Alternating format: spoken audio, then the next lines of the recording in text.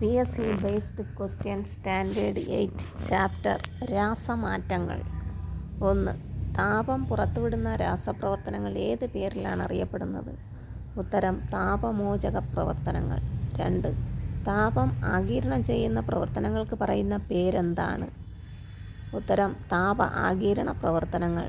3. പ്രകാശോർജം ആഗിരണം ചെയ്യുകയോ പുറത്തുവിടുകയോ ചെയ്യുന്ന രാസപ്രവർത്തനങ്ങൾ ഏത് പേരിലാണ് അറിയപ്പെടുന്നത്? ഉത്തരം പ്രകാശരാസപ്രവർത്തനങ്ങൾ. 4. വൈദ്യുതി കടന്നു പോകുമ്പോൾ രാസമാറ്റത്തിന് വിധേയമാകുന്ന പദാർത്ഥങ്ങൾക്ക് പറയുന്ന പേര് എന്താണ്? ഉത്തരം ഇലക്ട്രോലൈറ്റുകൾ. 5. ഇലക്ട്രോലൈറ്റുകളിലേക്ക് വൈദ്യുതി കടത്തിവിടുന്ന ബാറ്ററിയുടെ ധ്രുവങ്ങളുമായി ബന്ധിപ്പിക്കുന്ന ദണ്ഡുകൾക്ക് പറയുന്ന പേരെന്താണ്? ഉത്തരം ഇലക്ട്രോഡുകൾ. 6. രാസപ്രവർത്തനം വഴി വൈദ്യുതി ഉണ്ടാക്കുന്ന സംവിധാനങ്ങൾക്ക് പറയുന്ന പേരെന്താണ്? വൈദ്യുത രാസസെല്ലുകൾ.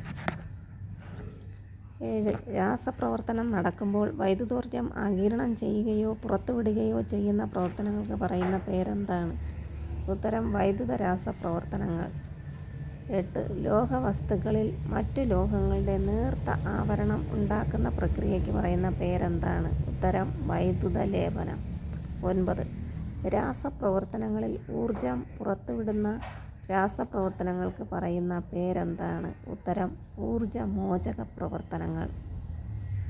10. താപരാസപ്രവർത്തനങ്ങളിൽ ഊർജം ആഗിരണം ചെയ്യുന്ന പ്രവർത്തനങ്ങൾക്ക് പറയുന്ന പേരെന്താണ്? ഉത്തരം ഊർജാഗിരണ പ്രവർത്തനങ്ങൾ.